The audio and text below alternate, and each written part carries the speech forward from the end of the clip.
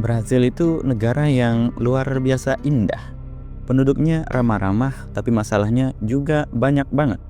Salah satu yang paling besar adalah korupsi dan institusi-institusi yang udah bengkok sejak lama karena dijalankan oleh orang-orang yang tidak kompeten. Dan kalau kamu pikir sepak bola Brasil bersih dari semua itu, ya kamu terlalu polos.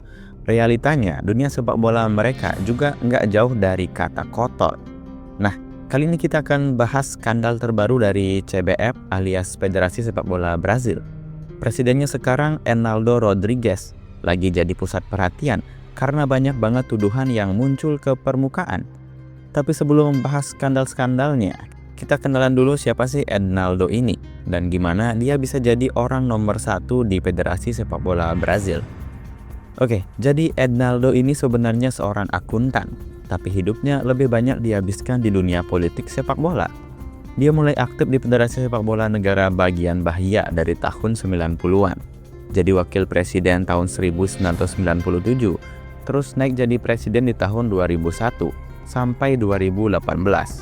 Federasi-federasi negara bagian ini punya pengaruh besar karena mereka juga yang menentukan siapa yang jadi presiden CBF. Jadi bisa dibilang jalur karir Enaldo ini udah dirancang dari awal.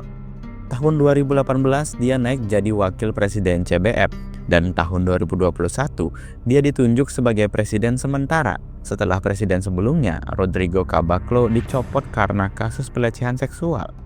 Tahun 2022 baru diadakan pemilihan resmi dan Enaldo resmi jadi presidennya.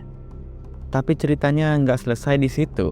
Di akhir 2023, pengadilan di Rio de Janeiro sempat mencopot dia dari jabatannya karena ada dugaan kejanggalan di pemilu sebelumnya. Tapi cuma bertahan sebulan aja. Soalnya ada keputusan dari Hakim Mahkamah Agung, Gilmar Mendes, yang balikin Enaldo ke posisinya dengan alasan takut FIFA bakal menghukum Brazil. Masalahnya ada dugaan konflik kepentingan. Jadi gini, Mendes punya institusi pendidikan bernama IDP yang dikelola oleh anaknya. Dan institusi ini tanda tangan kontrak dengan CBF untuk ngelola kursus-kursus di CBF Academy. Nilainya jutaan real atau bisa dibilang jutaan dolar juga. Dan parahnya lagi setidaknya 6 orang yang terhubung ke IDP dapat kerjaan di CBF. Jadi walau nggak ada bukti langsung bahwa keputusan Mendes dipengaruhi kerjasama ini, tetap aja baunya mencurigakan. Itu baru permukaannya aja, masih banyak cerita lain. Misalnya soal dukungan Enaldo terhadap Presiden CONMEBOL, Alejandro Dominguez. Padahal manajemen di level itu juga sering dikritik. Bahkan Dominguez pernah bilang Piala Dunia 2030 idealnya diikuti oleh 64 negara. Nggak jelas banget kan? Nah, lanjut lagi. Ada laporan dari media Brazil yang menyebut Enaldo punya kantor lobi di kawasan elit di Brasilia. Diduga digunakan untuk mempengaruhi politisi demi menjaga kekuasaannya di CBF. Bahkan disebut-sebut ada legenda seperti Romario yang sekarang jadi senator dan mungkin juga ikut terlibat dalam hal ini. Gak berhenti sampai di situ, menurut laporan lain, Enaldo pernah dilaporkan ke Komisi Etika CBF karena dugaan pelecehan terhadap seorang mantan pegawai. Anehnya, 2 hari setelah ketua Komisi Etika itu dapat kenaikan gaji sebesar 25%, kasusnya langsung ditutup. Apakah itu kebetulan? Nggak ada yang tahu pasti, tapi yang jelas itu sangat mencurigakan. Sekarang kita masuk ke cerita paling uniknya. Ronaldo Nazário, legenda Brazil, pernah mencoba mencalonkan diri sebagai presiden CBF, tapi usahanya langsung diganjal.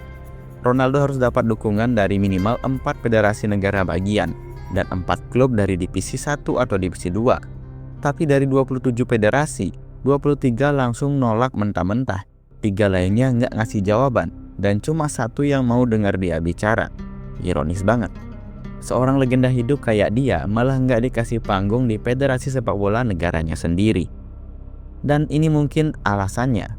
Sejak Enaldo jadi presiden, gaji presiden federasi negara bagian naik 300%. Dari 50.000 real per bulan jadi sekitar 215.000 real. Kalau dikonversi ke dolar, dari 8.000 dolar menjadi 35.000 dolar per bulan. Gila kan? Nah, bayangin aja, mereka yang punya hak suara dikasih kenaikan gaji segede itu. Jadi nggak heran kalau mereka semua kompak dukung Ronaldo. Setelah Ronaldo mundur, pemilu digelar dan Ronaldo menang mutlak 100% suara.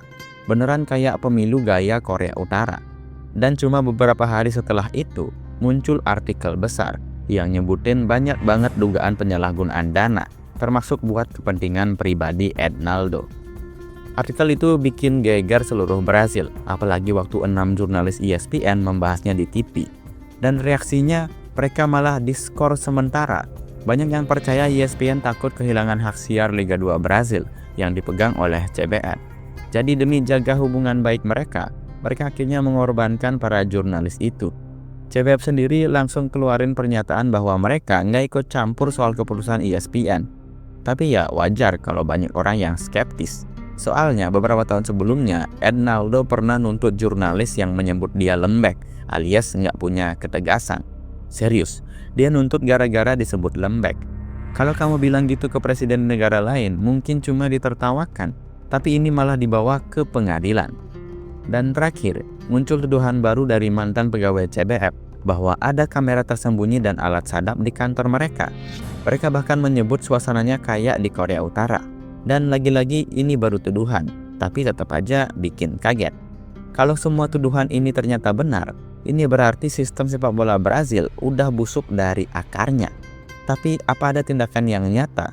Kayaknya sih nggak ada. Brasil bukan negara yang serius soal penegakan hukum. Apalagi kalau yang terlibat itu orang-orang yang berpengaruh di negaranya. Kalaupun ada penyelidikan, besar kemungkinan nggak bakal kemana-mana. Dan jujur aja, kalau besok Brasil rekrut pelatih top kayak Ancelotti dan berhasil menang Piala Dunia, semua orang bakal lupa sama skandal ini. Semuanya bakal jalan terus kayak biasanya. Ronaldo tetap di posisinya dan sistem yang rusak akan tetap bertahan. Kesimpulannya, masalah di sepak bola Brasil jauh lebih dalam dari sekedar satu orang. Ronaldo bukan satu-satunya masalah, tapi dia bagian dari sistem yang udah lama rusak. Dan mungkin meskipun dia diganti nanti, sistemnya akan tetap sama aja. Yang jadi korban ya supporter sepak bola Brasil itu sendiri, yang cintanya terhadap sepak bola terus dimanfaatkan buat keuntungan segelintir orang. Dan mungkin sekian tentang pembahasan Federasi Sepak Bola Brasil yang diduga terjadi korupsi dan seberapa kotornya sistem mereka. Jika kalian ada informasi yang lebih atau ada yang salah di video ini, tolong koreksi di kolom komentar. Dan jika kalian suka, jangan lupa like video ini, subscribe channel ini, dan sampai jumpa di video berikutnya.